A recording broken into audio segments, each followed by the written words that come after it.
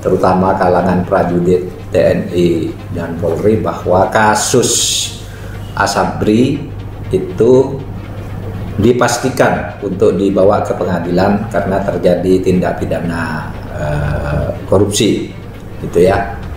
Mungkin pelakunya banyak yang sama dengan yang Jiwasraya, bahwa prajurit TNI dan Polri itu tetap mendapat jaminan dari negara dan dari proses hukum bahwa uangnya tidak akan hilang dengan cara apapun.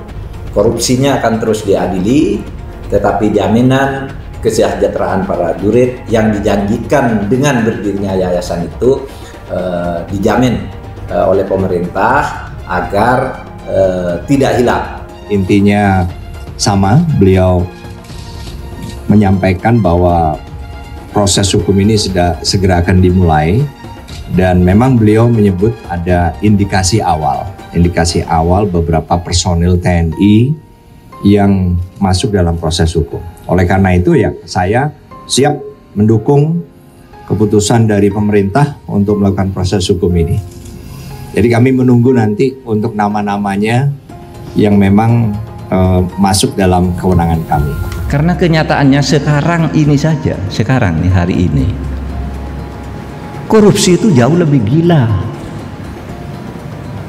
dari zaman Orde Baru. Saya tidak akan semakin besar atau apa jumlahnya, meluas. Mari kita lihat. Ya. Orang harus paham ini, agar tidak selalu menyalahkan pemerintah ini kok diem aja gitu. Pemerintah tuh goblok. Cerita Mahfud MD membongkar skandal mega korupsi di TNI dapat ancaman dari jenderal. Menko Polhukam Mahfud MD mengungkap kronologi keberhasilannya membongkar mega korupsi di TNI, diantaranya di PT Asabri atau Persero dan kasus satelit. Dia mengaku awalnya banyak orang yang meragukan apakah berani membongkar korupsi di TNI yang terkesan tidak bisa disentuh hukum. Karena dipercaya Presiden Jokowi menjabat Menko Polhukam, ia pun menjalankan tugas yang diberikan dari Presiden. Begitu saya jadi Menko Polhukam, Asabri, Jiwasraya, satelit di TNI saya buka. Meski orang bilang apa berani, saya berani. Itu Asabri saya buka, cerita Mahfud MD di kanal YouTube Helmi Yahya Bicara. Mahfud MD mengaku mendapat ancaman akan dipolisikan oleh salah seorang jenderal bintang 3 karena berani membongkar Asabri. Jenderal yang mengancam saya mau mempolisikan dia yang masuk penjara. Legend bintang 3, ujarnya.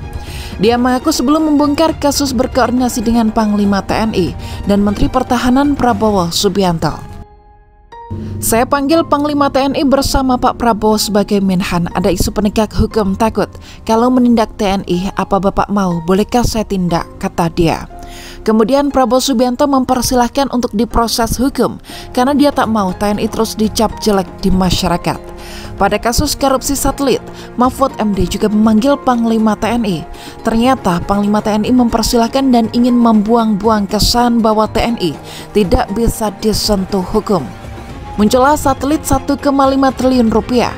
BLBI saya kejar terus, saya punya waktu 1,5 tahun lagi. Sejak dulu tidak punya takut, ujarnya. Menurut dia korupsi saat ini lebih parah dari zaman Orde Baru karena sekarang itu korupsi sudah dipesan sebelum ada anggaran. Sementara di era Soeharto, anggaran ditetapkan, APBN baru di tingkat implementasi ada korupsi proyek itu pun diatur korporatif. Dulu DPR tidak ada korupsi, kehakiman sedikit. Sekarang di mana-mana pusat, daerah, DPR, kehakiman. Di setiap kantor pemerintah, itu bukan korupsi insidental, itu korupsi sistemik, ujarnya.